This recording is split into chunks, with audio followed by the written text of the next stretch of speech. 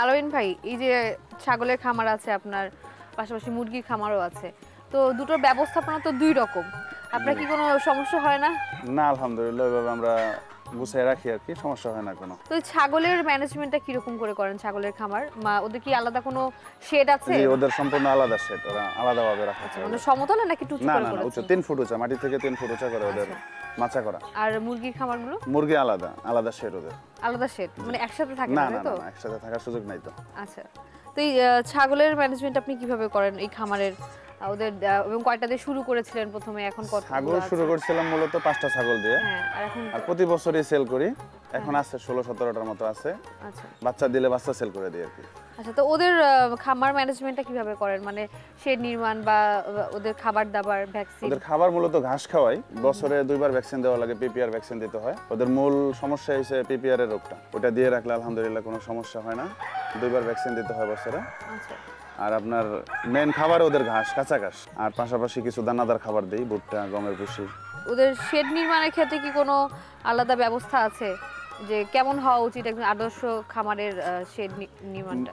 ওদের শেডটা মূলত মাটি থেকে 3 ফুট উঁচা করতে হবে, যাতে ওদের যেই মানে মলটা নিচে পড়ে যায়, তাহলে আর কোনো সমস্যা হয় না। তো ছাগলের খামারে যে অনেক সময় দুর্গন্ধ হয়, তো এটার জন্য না না, আপনার আমাদের ওগুলি এই shed এ কোনো পরিষ্কার করে সমস্যা ফেলে, হয় না? এগুলি রেগুলার কন্টিনিউ পরিষ্কার করে রাখি, কোনো দুর্গন্ধ হয় না। না, ওটা কি আপনি একাই করেন নাকি না, আরো আমি লোকজন আমার আছে? আম্মা আছে, দুজনেই আমরাই ও, দেখাশোনা বাড়ির করি। মানুষরাই জি মিলে জি জি, করছেন, তাই তো? পারিবারিক খামার আর কি, পারিবারিকভাবে সবাই দেখাশোনা করি। আচ্ছা আচ্ছা, তো মুরগির শেডের এবার আসি আপনার কাছে, যে দেশি মুরগির শেড তো আলাদা নাকি?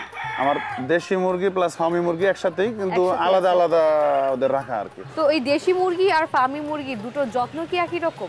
যত্ন একই রকম, ফার্মি মুরগি মূলত দেশি মুরগির মতোই, দেশি মুরগি? দেশি মুরগির মতোই, খাবার দাবার সব একই রকম। আচ্ছা, বিশেষ কোনো পার্থক্য নেই? পার্থক্য, দেশি মুরগির চাইতে ফার্মি মুরগি মূলত ডিম অনেক বেশি দেয়। আচ্ছা, কারণ ফার্মি মুরগিরে বলা হয় ডিমের রাজা, অনেক ডিম দেয়। আর দেশি মুরগির তুলনামূলক কম দেয়, এটুকুই পার্থক্য। কিন্তু ওদের তেমন কোনো রোগ নাই, ভ্যাকসিনটা নিয়মিত দিয়ে রাখলে আলহামদুলিল্লাহ কোনো সমস্যা নেই। আর খাবারের ব্যাপারটা আসি, যে দুটো কি একই ধরনের খাবার খায়? আমি দুইটারে একই খাবার দিই। একই খাবার একই দেয়? খাবার দিই, আচ্ছা, আর ভ্যাকসিন দুটোর কি একই দুটোই রকমের? একই ভ্যাকসিন দিয়ে রাখি। মুরগির ক্ষেত্রে কি কি ধরনের রোগ হয়ে থাকে? মুরগির আমার এখন পর্যন্ত, আমি 2 বছর ধরে মুরগি পালন করতেছি, এখন পর্যন্ত এরকম কোনো সমস্যা হয় নাই, যেহেতু আমি নিয়মিত ভ্যাকসিন দিয়ে রাখতেছি। কিন্তু মুরগির মূল সমস্যাই ঠান্ডা, যদি এটা থেকে সেভ করা যায় আল্লাহর রহমতে কোনো ভয়ের কিছু নাই। আচ্ছা, কোথা থেকে কি কোনো ট্রেনিং নিয়েছিলেন খামার করার আগে? এইভাবে ট্রেনিং নাই, পারিবারিকভাবে আমরা ছোটবেলা থেকেই মুরগি পালে আর কি। সাধারণত আমরা দেখি যে খামার করার ক্ষেত্রে অনেকেই পরিকল্পনা নিয়ে, প্রশিক্ষণ নিয়ে শুরু করে।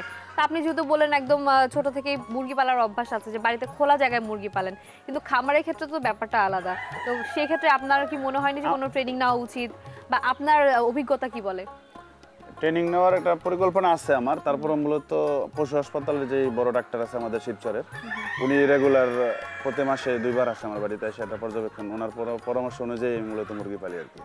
আচ্ছা তো এই কারণে ট্রেনিং নেওয়া হয় নাই, তবে আমি একটা পরিকল্পনা করতেছি যুব উন্নয়নে একটা ট্রেনিং করবো আর কি। আচ্ছা, এই যেমন আপনি একটু উপলব্ধি করেছেন যে আসলে ট্রেনিং নেওয়া উচিত, তো আপনি নতুন খামারিদের ক্ষেত্রে কি বলবেন, যে আসলে কি ট্রেনিং নিয়ে শুরু করলে ভালো হয় নাকি ট্রেনিং নিয়ে শুরু অভিজ্ঞতা? করলেই ভালো হবে। না না, অভিজ্ঞতা আসলে এভাবে করা যাবে না, দুর্ঘটনা যদি বলে আসবে। অনেকে আছে শুনে খামার করা শুরু করলো, ইউটিউব দেখে বা সেক্ষেত্রে শুনে তো করা যাবে না। আমি যেরকম শুরু করছিলাম মূলত ডাক্তারের পরামর্শ নিয়ে, এখন পরিকল্পনা করতেছি যুব উন্নয়নে ট্রেনিং করার জন্য, কিন্তু ট্রেনিং নিয়েই করা উচিত।